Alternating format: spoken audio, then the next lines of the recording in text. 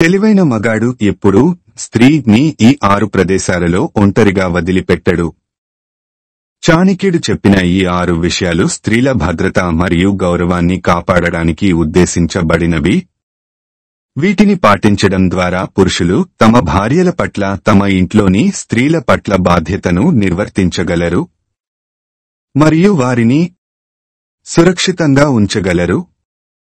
ఆ విషయాలు ఏమిటో ఇప్పుడు ఈ వీడియో ద్వారా మనం తెలుసుకుందాం. స్త్రీని పుట్టింటిలో ఎక్కువ రోజులు ఏ మగాడు కూడా ఉంచకూడదు. కొంతమంది భర్తలు తమ అతి మంచితనంతో భార్యపై ఉన్న ప్రేమతో తన భార్య చెప్పిన ప్రతి మాటకు తల ఊపుతారు. ఇలాంటి భర్తలను కొంతమంది స్త్రీలు అలుసుగా తీసుకుని తమ పుట్టింటిలో ఎక్కువ రోజులు ఉండడానికి ప్రయత్నిస్తారు.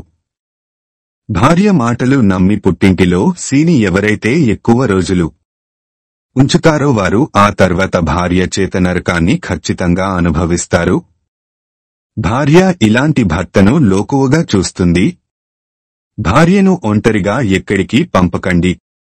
ఒకవేళ మీకు భార్య వైపు నుండి ఏమైనా ఆస్తి తగాదాలు ఉంటే మీ భార్యను తన సొంత అన్నదమ్ములతో కూడా పంపించవద్దు. గొడవల సమయంలో వద్దు. గొడవల సమయంలో అత్తవారింటికి వెళ్లడం చాలా ప్రమాదకరం. ఒకవేళ ఎలాంటి మనస్పర్ధలు లేనప్పుడు తన అన్నదమ్ములు, తండ్రి లేదా తల్లి వెంట మాత్రమే పంపించండి. ఇంకెవరి వెంట పంపించవద్దు. అలాగే భార్యను మార్కెట్కు గాని ఇతర ప్రదేశాలకు గాని పంపేటప్పుడు నమ్మకస్తులైన ఆడవాళ్లను తోడుగా పంపండి. లేదంటే మీకు ఖాళీ ఉన్న సమయంలో ఆ పనులు మీరే చెయ్యండి. అంతేకాని భార్యను ఎప్పుడూ ఒంటరిగా పంపకూడదు. ఈ విషయాలు ఖచ్చితంగా గుర్తు పెట్టుకోండి. వరుసకు బావ అయ్యే వారి వద్ద గాని బంధువుల ఇంట్లో గాని భార్యను ఒంటరిగా ఉంచకూడదు. కొంతమంది భర్తలు ఏదైనా శుభకార్యం జరిగినప్పుడు తనకు కుదరనప్పుడు తన భార్యను ఒంటరిగా అక్కడికి పంపిస్తారు. అక్కడికి వెళ్లిన తర్వాత కొన్ని కారణాల వల్ల తనకు బావ వరుస అయ్యే వారి ఇంట్లో లేదా బంధువుల ఇంట్లో ఉండాల్సి వస్తుంది. ఇలా భార్యను వదిలేస్తే ఆ భర్త యొక్క అమాయకత్వం అందరికీ తెలుస్తుంది. ఎందుకంటే ఈ రోజుల్లో సొంత వారిని నమ్మడానికి కూడా లేదు. బయటకు వెళ్లిన తర్వాత తన భార్యపై ఎన్ని చెడు కళ్ళు పడతాయో ఇలా అమాయకత్వంగా ఉండే భర్తకు ఇవేమీ తెలియవు. మీరు ఒకవేళ ఇలాంటి చోటికి వెళ్ళాలి అనుకున్నప్పుడు భార్యతో పాటుగా భర్త కూడా వెళ్ళాలి. లేదంటే ఏదో ఒక కారణం చెప్పి మానేయండి. అంతే తప్ప కోరి కష్టాలు తెచ్చుకోకండి. ఇలా చేయకపోతే ఆమె భద్రతకు మరియు గౌరవానికి హాని జరుగుతుంది. భార్యపై తప్పుడు నిందలు ఎవరైనా వేస్తే ఆమెను వదిలి భర్త దూరంగా వెళ్ళకూడదు. భార్యపై తప్పుడు నిందలు వేసినప్పుడు కొంతమంది భర్తలు ఆ నిందలను నమ్మి భార్యను కొడతారు, తిడతారు, అవమానిస్తారు. వాటిలో నిజాలు తెలుసుకోకుండా ఏం జరిగింది అని భార్యను అడగకుండా భార్యను ఒంటరిగా వదిలి వెళ్లిపోతారు. భర్త ఇలా అస్సలు చేయకూడదు. భార్యాభర్తల మధ్య గొడవలు పెట్టడానికి ఇలాంటి నిందలు చాలామంది పుట్టిస్తారు. ముందుగా మీ భార్య తప్పు చేసిందో లేదో తెలుసుకోండి. తప్పు చేస్తే ఆ తప్పును నిరూపించి భార్యకు దూరంగా వెళ్ళండి. తప్పు చేయకపోతే తన తప్పు ఏదీ లేదు అని నిరూపించి సమాజంలో తన గౌరవాన్ని కాపాడండి. అంతేకాని అనవసరంగా భార్యని నిందించకూడదు. మీ భార్య నిందించకూడదు. మీ భార్య ఎలాంటిదో బయటవారికన్నా మీకే బాగా తెలుసు. అప్పుల విషయంలో భార్యను హామీగా ఉంచకూడదు. కొంతమంది భర్తలు అప్పుల విషయంలో భార్యను హామీగా ఉంచుతారు. ఒకసారి ఆలోచించండి. ఒకవేళ ఏదైనా ప్రమాదవశాత్తు ఆ భర్త చనిపోతే అప్పు ఇచ్చినవారు ఆ భార్యను ఎన్ని రకాలుగా హింసలు పెడతారు. ఒకవేళ ఆ భార్య అప్పును చెల్లించలేని పరిస్థితిలో ఉంటే తమతో తప్పుగా ప్రవర్తించే అవకాశం కూడా ఉంటుంది. ఒక స్త్రీ మగాడిలాగా వాటన్నింటినీ ఎదిరించా లేదు. ఇలాంటి సమయంలోనే మిత్రులు కూడా శత్రువులుగా మారతారు. కాబట్టి మీరు ఏదైనా పని చేసేటప్పుడు మీ భార్యను అస్సలు అందులో ఇరికించవద్దు. మగవాడు లేని కుటుంబాన్ని ఈ సమాజం చులకనగానే చూస్తుంది. ఈ సమాజంతో ఎప్పుడూ జాగ్రత్తగా ఉండాలి. భార్య అనారోగ్యంతో ఉన్నప్పుడు ఆమెను ఒంటరిగా వదిలి వెళ్లకూడదు. అనారోగ్యంతో ఉన్నప్పుడు భార్యకు శారీరకంగా, మానసికంగా భర్త యొక్క మద్దతు కావాలి. ఇలా చేస్తే ఆమె ఆరోగ్యం బాగుపడే అవకాశం ఉంటుంది. ఆమెను ఒంటరిగా విడిచిపెడితే ఆమె మరింత ఒత్తిడికి గురవుతుంది. అలాగే ఆమె ఆరోగ్యం మరింత క్షీణిస్తుంది. అంతేకాదు, భార్యకు అనారోగ్యం వచ్చినప్పుడు పట్టించుకొని భర్తకు లేదా పుట్టింటికి పంపించే భర్తకు సమాజంలో గౌరవం అనేది ఉండదు. తన కుటుంబాన్ని కూడా అందరూ చులకనగా చూస్తారు. ఈ 6 విషయాలను మీరు గుర్తించుకోవడం మరియు ఆచరించడం ద్వారా పురుషులు తమ భార్యల పట్ల తమ బాధ్యతను నిర్వర్తించగలరు మరియు వారిని సురక్షితంగా ఉంచగలరు. అలాగే మౌనంగా ఉంటూ తెలివైన వాడిలా మారడానికి చాణక్యుడు చెప్పిన 15 నగ్న సత్యాలు గురించి ఇప్పుడు మనం తెలుసుకుందాం.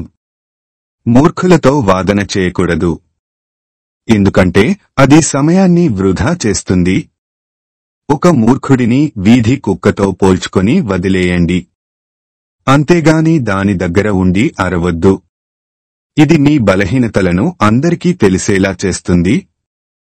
రుణం, శత్రువు, వ్యాధి వీటిని తక్కువగా అంచనా వేయకూడదు, ఎందుకంటే తీసుకున్న అప్పు సమాజంలో గౌరవం తగ్గిస్తుంది. శత్రువు మిమ్మల్ని పతనం చేస్తాడు. వ్యాధి బాధను కలిగించే సుఖాలను దూరం చేస్తుంది. కాబట్టి తెలివైనవాడు ఎప్పుడు వీటిని త్వరగా తొలగించుకుంటాడు.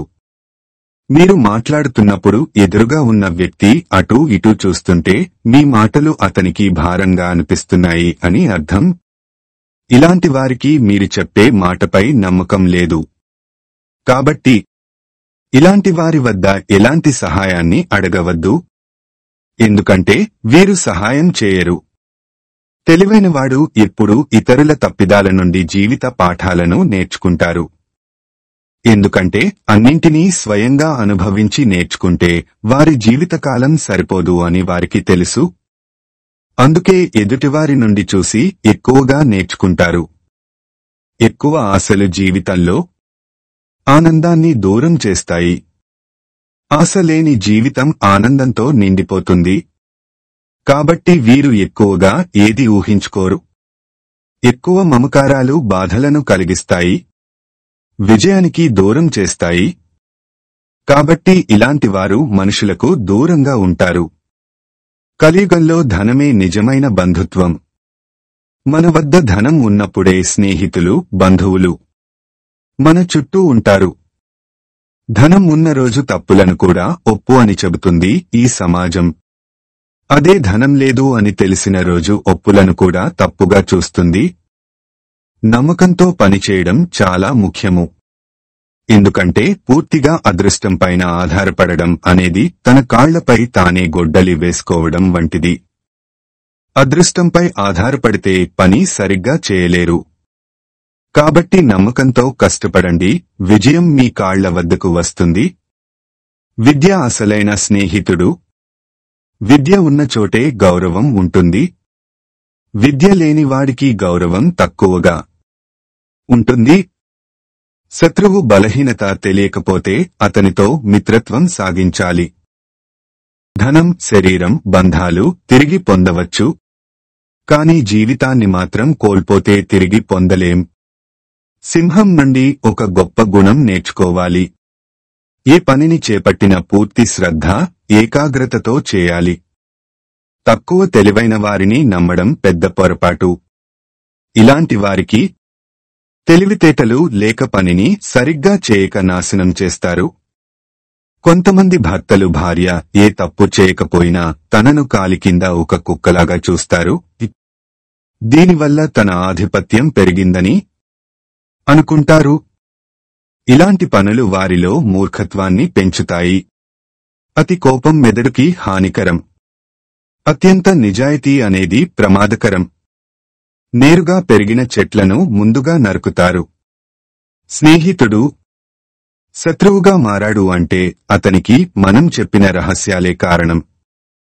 భవిష్యత్తులో సమస్యలు ఏమొచ్చినా ముందుగా అంచనా వేసుకుని బుద్ధితో పరిష్కరించేవాడే నిజమైన తెలివైనవాడు. జీవితం తాత్కాలికం, ధనం శాశ్వతం కాదు, మరణం ఎప్పుడూ సమీపంలోనే ఉంటుంది. కనుక ధర్మ చర్యలో భాగమవ్వాలి. వృధాగా కాలక్షేపం చేసేవాడు, ప్రతికూల పరిస్థితుల్లో కూడా ఏమి చేయనివాడు, నాకు సంబంధం లేదు అనేవాడు ఖచ్చితంగా నాశనం అవుతాడు.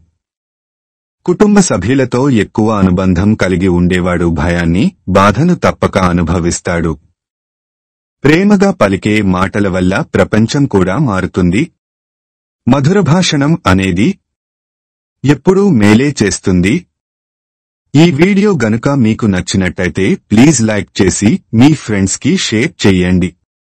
అలాగే మా కొత్త వీడియోస్ మీకు వెంటనే చేరాలంటే మా ఛానల్ ని సబ్స్క్రైబ్ చేసుకొని పక్కనే ఉన్నటువంటి బెల్ ఐకాన్ని ప్రెస్ చేయండి. ధన్యవాదములు.